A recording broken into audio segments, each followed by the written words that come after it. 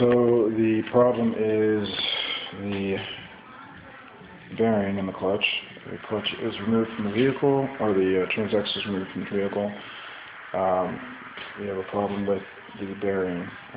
What happened was that the washer that connects to the bearing, it's kind of like a wire washer, that connects to the fingers of the clutch, which connects to the clutch itself, popped off. So this lever here comes back and forth. It pulls it, but it popped off, so that's why I couldn't go anymore.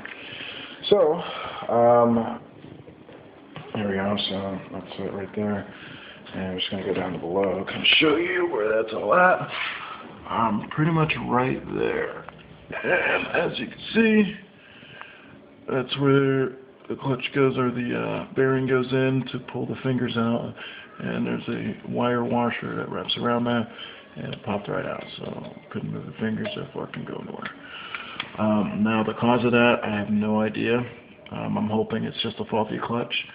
And if it is, I could just replace the clutch out. But if it's not, that means it's something else, and I don't know what that might be. As far as the engine is good. I've done an OB eye test on that. No check engine light, everything's running well.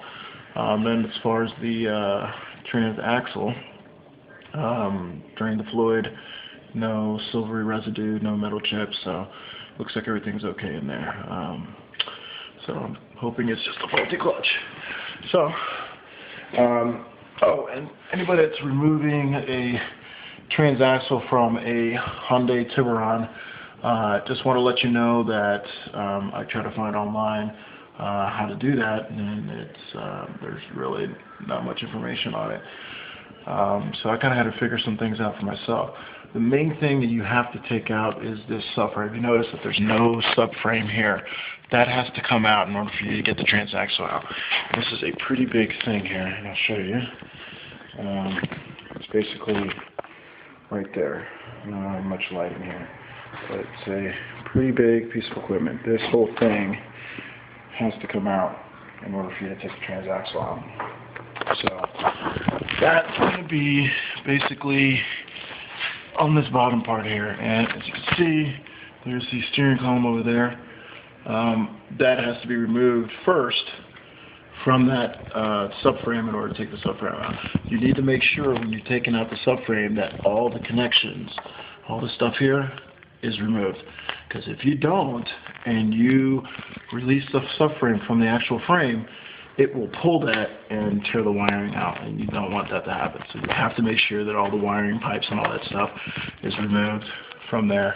And what I did was I just went inch by inch, felt all around every part of the subframe to find out where all these screws were at and whatnot. So this one was really tricky. There's this wire here that's actually strapped on there, and it was kind of hidden, so I almost pulled that alternator wire because it was hanging on that, so I just had to cut the snip off, and that was easy.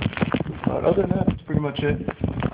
There is something online that you can actually find out the removal of like TV joints with tie rods and all that kind of stuff. But if you're wanting to remove the transaxle, that's what you need to do. Other than that, and again, highly recommended to have your cherry picker holding the engine, and then just have a safety precaution on the bottom. The transmission jack, kind of just give it some extra support on the bottom there. It's really heavy. Other than that, we're just going to do right now a lot of cleaning inside the